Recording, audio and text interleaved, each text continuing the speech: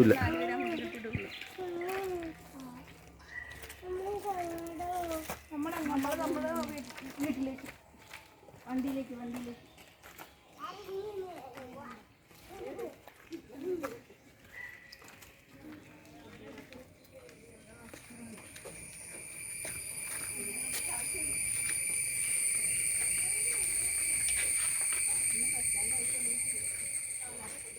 പിന്നെ